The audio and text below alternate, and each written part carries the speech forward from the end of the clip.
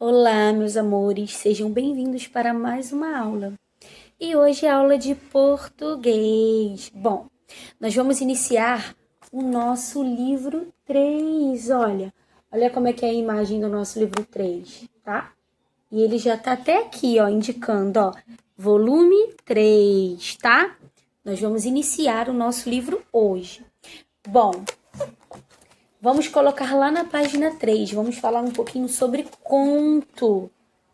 Bom, a tia já falou sobre isso com vocês, né? Conto é uma história fantasiosa, né? Que não existe, no qual possuem personagens, possui um narrador. O narrador é aquele que conta a história, ele narra a história. E ele pode fazer parte ou não do conto, tá? Então é uma história de fantasia, tá? Que não existe. Pode ter personagens como animais que falam, né?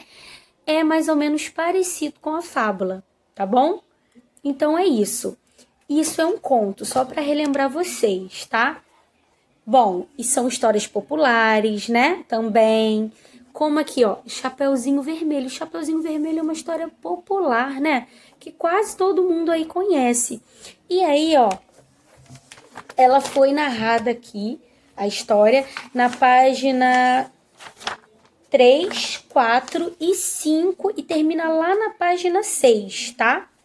Ela foi recontada aí por outro autor, né? Aquele que escreveu o livro aí. Aqui embaixo tá dando as informações sobre o livro, sobre o autor, tá? Bom, depois que vocês lerem esse conto aí, vocês vão estar efetuando a página 7 e a página 8, que é o quê? São atividades de interpretação sobre o texto, sobre aquilo que vocês observaram e entenderam no texto, tá? Quando tiverem dúvida, voltem lá no texto, olhem novamente para poder responder essas perguntinhas aqui, tá? Essas atividades, como quem é o personagem principal desse conto, né? A história se desenvolve pelas ações dos personagens, onde elas acontecem. Então, são perguntas relacionadas ao conto, ao texto aí. Então, eu preciso que vocês procurem no texto e coloquem aí na página 7 e 8. E depois a tia vai estar vendo aí, vai estar corrigindo com vocês na aula ao vivo, tá bom? Bom, e o próximo tema aí, coloquem lá na página 9, são o quê? São as anomatopeias. Tia, mas o que é isso? Nome esquisito, anomatopeias? Bom, anomatopeias são palavras ou expressões que provocam algum som, algum ruído. Por exemplo, no texto, para poder simbolizar, né, o toque do telefone. No texto vai estar escrito o quê? Trim, trim, né? Que é o toque do telefone, ou para poder colocar no texto, para a gente poder identificar que algum personagem bateu na porta, né? O barulho da porta é como? Toque, toque, né?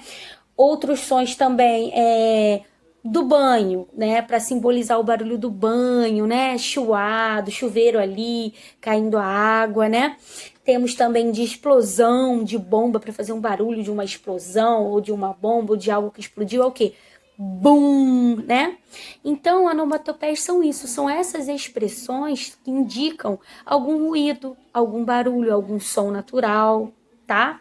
Então, isso são onomatopeias. Então, vocês vão escrever aí, no numeral 1, tá?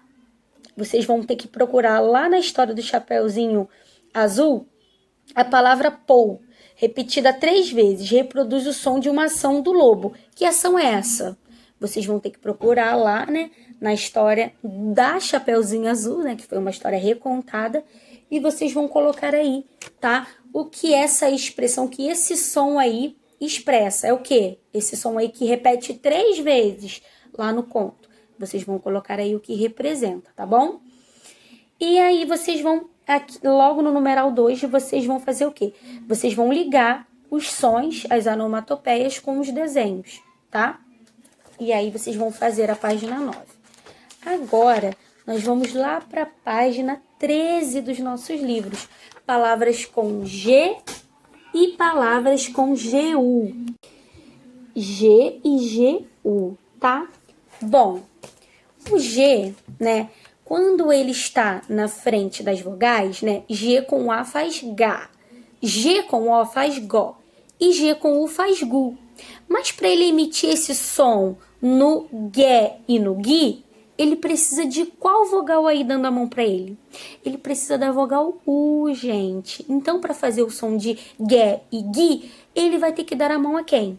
A vogal U, para ele ter esse som. Porque se não tiver a vogal U, né, antes aí do E e da vogal I, para formar o som Gué, Gui, vai ficar o som de Gé, G com E, Gé, e G com I, Gi, né? Então, para fazer esse som, né, Gué, Gui, nós vamos ter que pedir aí ajuda, vamos ter que dar a mão à vogal U, tá bom?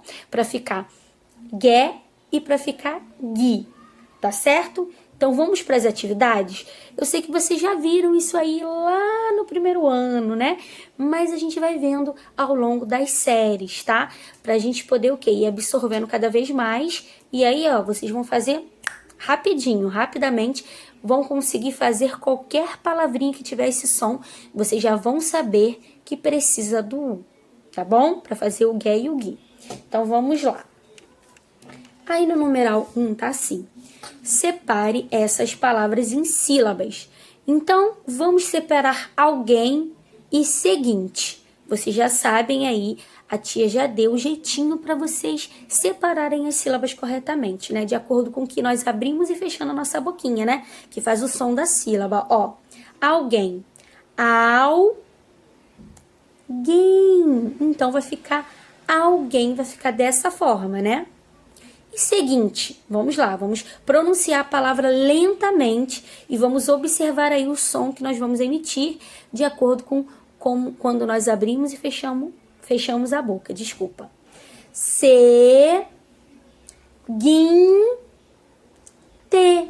Então, a palavra seguinte vai ficar seguinte, vai ficar dessa forma aí. Bom, separamos. Aí lá na letra B tá assim, pinte de vermelho as letras GU dessa palavra. Bom, vocês vão pintar de vermelho a letrinha que tiver GU, né? G com U. E que letras vêm depois do GU? Qual letras que tá vindo aí no alguém e no seguinte depois do G com U? Tá vindo o quê, gente? Em alguém tá vindo o E. E no seguinte tá vindo o I. Então aí a resposta é E, I. Tá certo? Bom, vamos para o numeral 2, desculpa. Leia estas outras palavras do texto. Bom, temos aí gatilho, perigosa e perguntou. Separe essas palavras em sílabas. Então, vamos lá. Gatilho. Então, ficou assim a nossa separação. A próxima é perigosa. Perigosa.